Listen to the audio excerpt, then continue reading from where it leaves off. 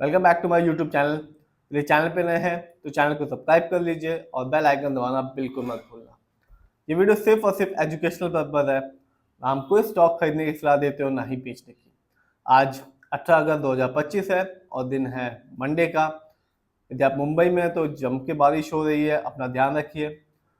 आज हम बात करने वाले हैं, एक कंपनी है KEC इंटरनेशनल, जिसने अभी लेटेस्ट अपडेट यही बताया है एक्सचेंज को कि इस कंपनी को कुछ ऑर्डर हाथ लगे जिनका टोटल कॉस्ट है 1402 करोड़, जिसमें कंपनी को T&D सिविल्स एंड केबल्स बिछानी है, 765 केवी की ट्रांसमिशन लाइन को बिछानी है और कुछ रेजिडेंशियल प्रोजेक्ट्स भी हैं। बात की जाए इस कंपनी के बारे में, जिसका नाम है KEC इंटरनेशनल। ये कंपनी बिजनेस में है, engineering, procurement and construction company है और आज के दिन 18 अगस्त 2025 को इस कंपनी का शेयर प्राइस है 854 रुपीज़। और इस कंपनी ने ना केवल आज के दिन अपने शेयर होल्डर्स को एक अच्छा खासा रिटर्न निकाल के दिया, साथ ही साथ ये कंपनी अपने शेयर होल्डर्स को लॉन्ग टर्म में भी माला माल कर रही है और डिविडेंड भी दे रही है। आज की बात करें तो इस कंपनी ने आज रिटर्न के तौर पे दिया 9.70% का रिटर्न। एक अच्छा खासा रिटर्न कहा जाएगा। कह सकते हैं कि इसका प्रमुख रीजन ये भी हो सकता है कि जो कंपनी को एक न्यू ऑर्डर हाथ लगा है 1402 करोड़ का, उसकी वजह से आज के दिन इस कंपनी के शेयर ने अच्छा खासा परफॉर्मेंस दिया। बात की जाए लॉन्ग टर्म की तो एक साल में इस कंपनी का शेयर प्राइस रहा 4.16% का रिटर्न निकाल के दिया एक साल में। मार्केट डाउन था, अच्छी अच्छी कंपनी ने कोई भी रिटर्न नहीं दिया, इस कंपनी ने मामूली से रिटर्न निकाल के दिया। बात की जाए लॉन्ग टर्म की यानी कि 5 साल की, तो 5 साल में इस कंपनी ने KEC इंटरनेशनल अपने शेयर होल्डर्स को बिल्कुल भी निराश नहीं किया। इस कंपनी ने अपने शेयर होल्डर्स को 167% रिटर्न निकाल के दिया, यानी कि 5 साल पहले इस कंपनी का शेयर प्राइस था 332 रुपीज़ का, जो आज के दिन बढ़कर हो चुका है 854 रुपीज़ का। बात की जाए इस कंपनी के ओवरऑल रिटर्न की तो अभी तक ये कंपनी अपने शेयर होल्डर्स को एक अच्छा खासा रिटर्न दे चुकी है। इस कंपनी ने अभी तक अपने शेयर होल्डर्स को 815% रिटर्न निकाल के दिया, यानी कि 2006 में इस कंपनी का शेयर प्राइस था सिर्फ और सिर्फ 83 रुपीज़। तो कंपनी ने ऑलमोस्ट 19 साल में 83 रुपीज़ से कंपनी बढ़कर हो चुकी है 854 रुपीज़ का। तो कंपनी ने एक अच्छा खासा रिटर्न निकाल के दिया अभी तक अपने शेयर होल्डर्स को। बात की जाए इस कंपनी के स्टॉक के परफॉर्मेंस की तो एक साल में इस कंपनी का हाईएस्ट शेयर प्राइस गया, जैसा कि आप देख रहे हैं, 1312 रुपीज़, जबकि एक साल में इस कंपनी का लो शेयर प्राइस आया 605 रुपीज़। बात की जाए इस कंपनी के न्यूज़ की, हमने पहले भी बताया इस कंपनी को एक न्यू ऑर्डर हाथ लगा है जिसका कॉस्ट है 1402 करोड़, जिसकी वजह से इस कंपनी के शेयर में आज के दिन अच्छा खासा परफॉर्मेंस दिया है। बात की जाए इस कंपनी के कुछ इवेंट्स की तो कंपनी ना केवल अपने शेयर होल्डर्स को लॉन्ग टर्म में एक अच्छा खासा रिटर्न निकाल के दे रही है, ये कंपनी अपने शेयर होल्डर्स को डिविडेंड देकर भी माला माल कर रही है।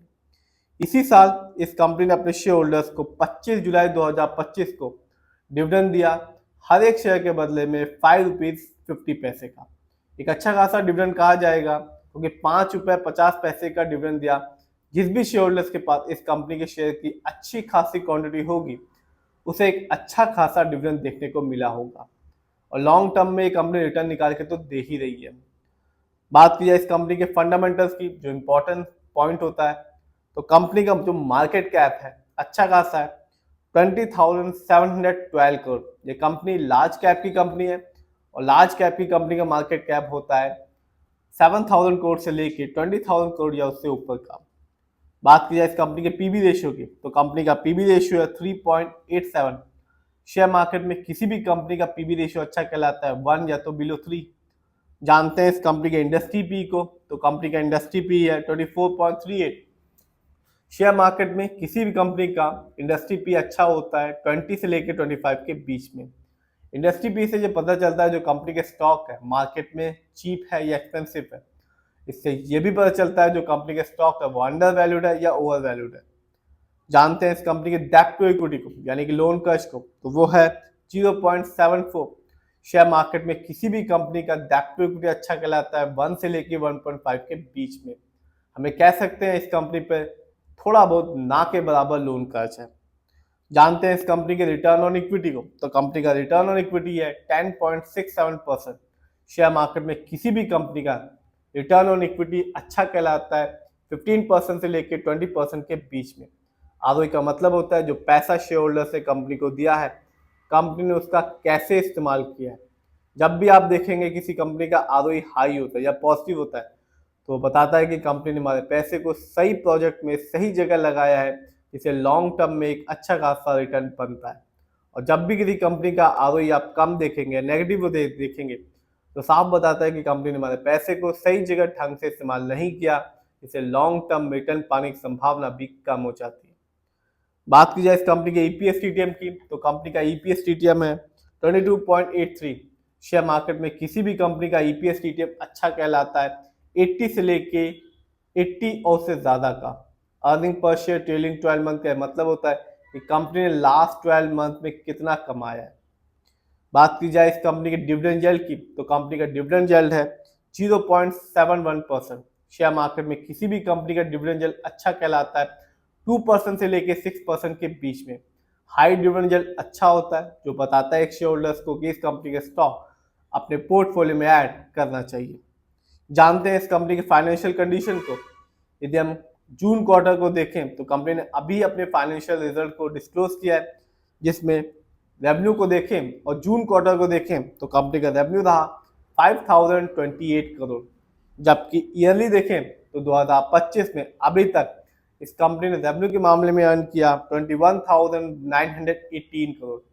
बात की जाए प्रॉफिट की, तो कंपनी ने जून क्वार्टर में 2025 में प्रॉफिट के मामले में अर्न किया 125 करोड़, जबकि 2025 में इस कंपनी ने ईयरली प्रॉफिट के मामले में अर्न किया 571 करोड़। बात की जाए इस कंपनी के नेटवर्थ की, तो 2025 में इस कंपनी का नेटवर्थ रहा 5,347 करोड़, जबकि 2024 में इस कंपनी ने नेटवर्थ के मामले में अर्न किया था 4,096 करोड़। तो कंपनी का नेटवर्थ 2024 की तुलना में 2025 में अच्छा खासा बढ़ चुका है। जानते हैं इस कंपनी की शेयर होल्डिंग पैटर्न को, तो साफ है प्रमोटर की होल्डिंग इस कंपनी में 50% से भी ज्यादा का है, जो कि एक अच्छी बात है। जबकि दूसरे नंबर पर आता है म्यूचुअल फंड, ये भी एक अच्छी बात है जिसकी होल्डिंग इस कंपनी में 20% की। जबकि तीसरे नंबर पर FII यानी कि विदेशी निवेशक, जिनका पैसा इस कंपनी में लगा हुआ है 16% का। जबकि चौथे नंबर पर रिटेल्स एंड अदर यानी कि हम लोग का पैसा इस कंपनी में लगा हुआ है 11.32% का। जबकि लास्ट में आता है अदर डोमेस्टिक इंस्टीट्यूशन, जिनका पैसा इस कंपनी में लगा हुआ है 2.56% का। तो ये कंपनी ने आज अपने शेयर होल्डर्स को अभी तक 9.70% का रिटर्न निकाल के दिया, और रीजन ये रहा कि कंपनी को कुछ प्रोजेक्ट्स हाथ लगे हैं जिनका टोटल कॉस्ट है 1402 करोड़, जिसकी वजह से कंपनी ने अपने शेयर होल्डर्स को आज तो अच्छा रिटर्न निकाल के दिया ही, ये कंपनी लॉन्ग टर्म में भी अपने शेयर होल्डर्स को मालामाल कर रही है, रिटर्न देकर डिविडेंड देकर भी। फिर भी जिस भी कंपनी के शेयर को आप खरीदें, खुद रिसर्च करें, एनालाइज करें, अपने फाइनेंशियल एडवाइजर की राय लें, फिर ही अपने पैसे को शेयर मार्केट में लगाएं।